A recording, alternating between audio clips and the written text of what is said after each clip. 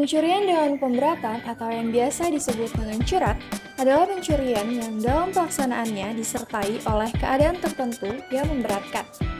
Curat adalah tindak pidana pencurian yang tidak disertai dengan kekerasan. Tindakan ini seperti pencurian bongkar rumah, pencongkelan rumah kosong, serta mengambil barang tanpa sepengetahuan pemiliknya. Secara historis, pencurian adalah salah satu kejahatan tertua di mana individu mengambil barang milik orang lain dengan cara yang tidak sah.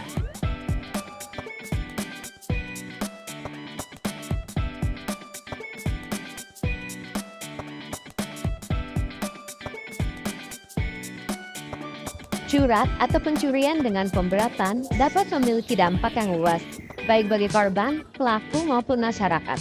Beberapa dampak dari tindakan curat adalah 1. Dampak bagi korban.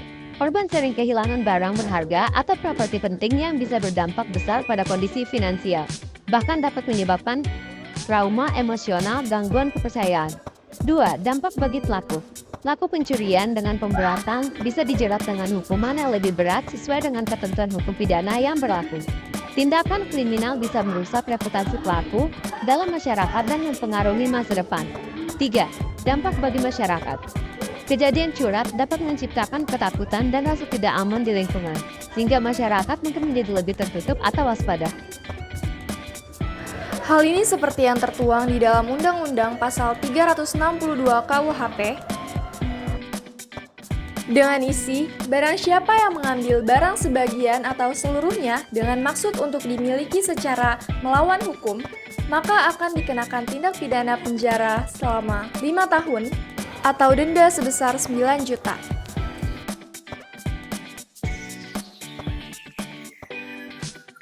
Puncak kasus terjadi pada bulan Mei dengan 4.900 kasus, menunjukkan kenaikan signifikan yang mungkin disebabkan oleh faktor musiman atau kondisi ekonomi. Penurunan terendah terjadi di bulan Maret dengan 4.500 kasus yang relatif lebih rendah dibandingkan bulan sebelumnya. Dan stabilitas secara keseluruhan, jumlah kasus relatif stabil, rata-rata mendekati 4.600 per bulan.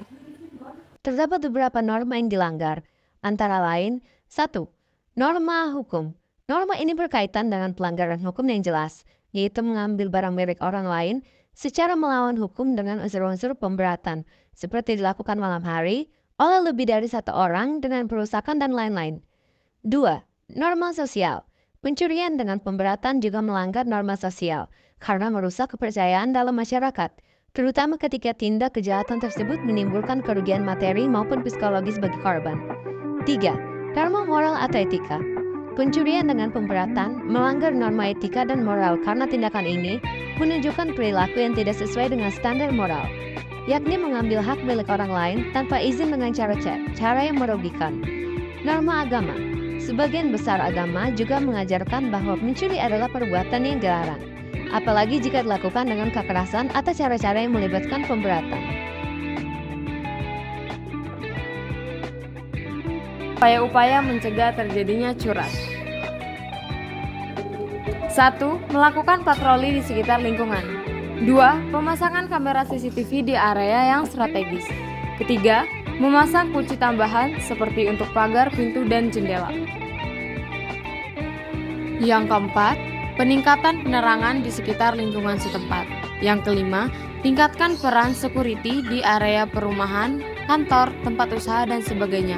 Yang keenam, sosialisasikan metode pencegahan curat baik melalui pertemuan warga, media sosial, atau media lainnya.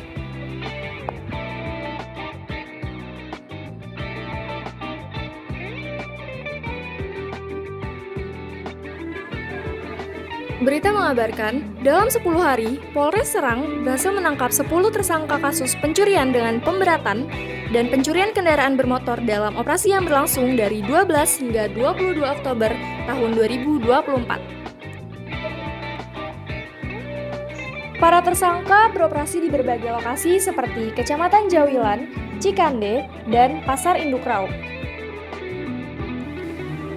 AKBP Condro Sasongko menyatakan bahwa 5 dari 10 tersangka ditembak di bagian kaki karena mencoba melarikan diri.